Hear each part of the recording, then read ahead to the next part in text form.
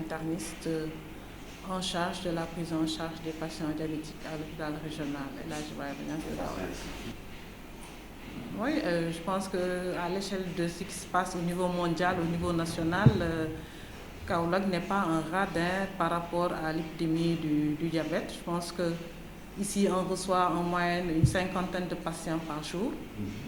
Et puis, depuis le début de l'année 2019, on a en moyenne 25 nouveaux cas de patients diabétiques diagnostiqués. Depuis le début de l'année, on a 3776 patients qui sont suivis régulièrement dans le service. Je pense que ce qui mérite d'être fait et qu'on n'a pas encore fait, c'est vraiment des études sur la prévalence au niveau régional. Ça, je pense qu'on n'a pas encore fait, mais il faudrait qu'on réfléchisse à comment faire des enquêtes dans ce sens pour donner les chiffres réels. Mais ce qu'on peut vous donner comme indicateur, pour l'instant, c'est ça. Est-ce que les médicaments sont disponibles à Kaolack? Oui, les médicaments sont disponibles. L'essentiel des médicaments dont on a besoin pour la prise en charge des patients diabétiques sont disponibles à Kaolack. Effectivement, beaucoup d'avancées ont été faites déjà dans la prise en charge. Il faut reconnaître que depuis novembre 2018, avec l'avènement du centre du diabète, beaucoup d'avancées ont été faites sur le plan de la prise en charge, notamment une centralisation au niveau du centre, aussi bien pour les patients diabétiques adultes que les enfants diabétiques, eux, sont pris en charge ici.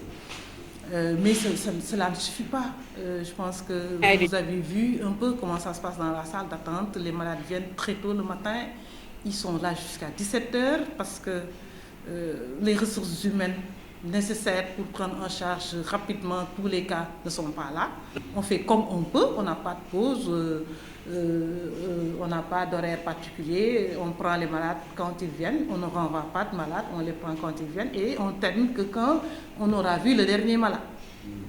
Donc, mais ça, c'est dur pour le personnel qui est là déjà, c'est tout aussi dur pour les patients qui attendent 4 heures ou plus de temps pour être vus par un médecin.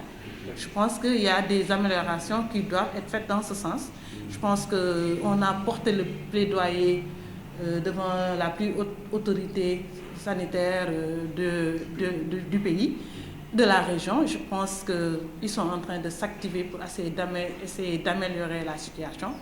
Et nous, on fait comme on peut en attendant que ça s'améliore. Oui, on reçoit des malades de la Gambie, de la Guinée de plus en plus, Guinée-Gambie, de la Mauritanie et puis de la zone centre. Voilà, donc je pense que...